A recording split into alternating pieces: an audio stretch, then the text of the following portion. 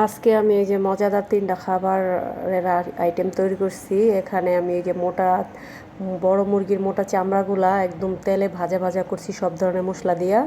আর রুই মাছ ভুনা করছি পেঁয়াজ দিয়া। আর এই গরুর কলিজা রান্না করছি একটু আলু দিয়া, কারণ আমার ছেলে খায় না। আজকে 3টা আইটেমই করছি, আমার খুব পছন্দের আইটেম।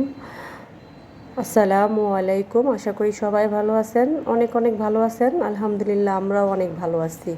এখানে আমি যে গরুর কলিজাটা রান্না করার জন্য মশলাটা আমি কষাই নিতেছি। আদা রসুন বাটা, হলুদ মরিচ ধনিয়া জিরা যা লাগে, জিরা গরম মশলা সব ধরনের মশলাগুলো অ্যাড করছি।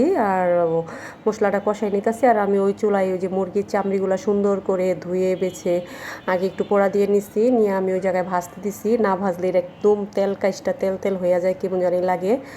আর এই যে মশলাটা কষানো শেষ, এখন আমি এই যে আলুটা আর কলিজাটা আমি একসাথে দিয়ে দিছি, কারণ কলিজা রাঁধতে বেশি একটা দেরি লাগে না, দিয়ে দিছি। এখন আমি কলিজাটা সুন্দর করে কষাইয়া তারপরে সেটা একটু পানি দিয়ে দিব। আর ওই যে এই চুলায় আমি ভাতটাও বসাই দিছি। মুরগির চামড়াটা আমার ভাজা শেষ। এখন রান্না করব আমি।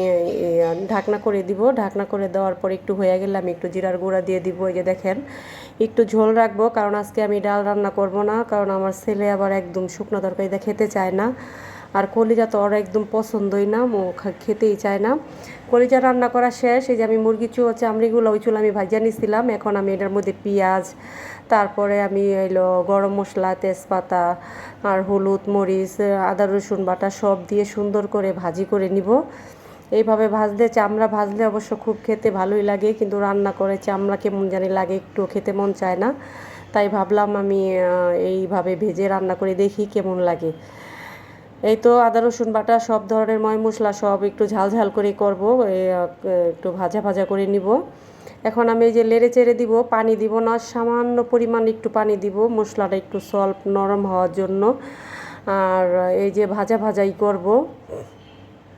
এখন আমি খুব সুন্দর করে লেড়ে চেড়ে, কারণ আগে তো আমি চামড়াটা ভাজা নিচ্ছি, এই কারণে বেশি একটা করা লাগবো না। এই যে চামড়াটা ভাজা ভাজা হইতেছে, এর ফাঁকে ফাঁকে আমি অন্য অন্য কাজগুলো করতেছি। মাশাল্লাহ, আমার ছেলের পরীক্ষা শেষ, স্কুল বন্ধ দিয়ে দিছি ঈদের ছুটির জন্য। সবাইকে ঈদের ঈদের শুভেচ্ছা, ঈদ মোবারক। এই যে আমার চামড়িটাও রান্না করা হয়ে গেছে। এখন আমি এখানে রুই মাছ নিয়েছি 4 পিস রাতের জন্য। এই রুই মাছটা সুন্দর করে ভেজে আমি পেঁয়াজ দিয়ে একটু ভুনা করে নিব। এই তো রুই মাছটা ভাজা শেষ। আমি এই কড়াইতে দিয়ে দিছি সরিষার তেল, আর দিয়ে দিব এখন পেঁয়াজ, কুচানো পেঁয়াজ। পেঁয়াজ দিয়ে আমি মাছটা ভুনা করব। এখন পেঁয়াজটা সুন্দর করে ভাজা ভাজা করে তারপরে আমি মশলাগুলো দিয়ে দিব। মাছ এইভাবে বড় ধরনের রুই মাছ, যেই মাছই হোক, একটু পেঁয়াজ দিয়ে ভুনা করলে ভালো লাগে, তরকারি দিয়ে রান্নলে বেশি একটা ভালো লাগে না। এই তো মাছটাও আমি তো ভাইজে উঠাই নিয়েছিলাম আগেই। এখন পেঁয়াজটা আমার ভাজা শেষ। এখন দিয়ে দিব আস্তে আস্তে সব মশলা। প্রচুর গরম, বাইরে আছে, কোনো রৌদ্র নাই, রৌদ্র না থাকলেও অনেক গরম। দিয়ে দিব আদা রসুন বাটা। আদা রসুন বাটা দেওয়ার পরে আমি দিয়ে দিব এখন আমি এই যে হলুদ মরিচ লবণ সব দিয়ে মশলাটা আমি কষিয়ে নিব। এত গরমে রান্নাঘরে তো আসতে ইচ্ছা করে না, তারপরে পেট তো মানে না, কারণ কি করার, খেতে হলে তো রান্না করতেই হইব। এই তো মশলাগুলা দিয়ে আমি এখন একটু পানি দিয়ে দিব। পানি দিয়ে মশলাটা সুন্দর করে আমি কষিয়ে নিব। আর যেহেতু ছেলে মেয়ে আছে, নিজেরা খাই না খাই, ছেলে মেয়ের জন্য তো রান্না করতেই হইব। এই ভাবলাম যে রান্না করি আজকে, আসলে ভালোই লাগতেছে না রান্না করতে। এই যে দিয়ে দিলাম কয়টা কাঁচামরিচ, আর বেশি করে আমাদের কাঁচামরিচ নিয়ে আসছিল। আমি ডিপ ফ্রিজে সুন্দর করে কাঁচামরিচগুলো বেছে আমি পলিথিনে রাইখা দিছি, কারণ নর্মাল ফ্রিজে রাখলে কাঁচামরিচ পচা যায়।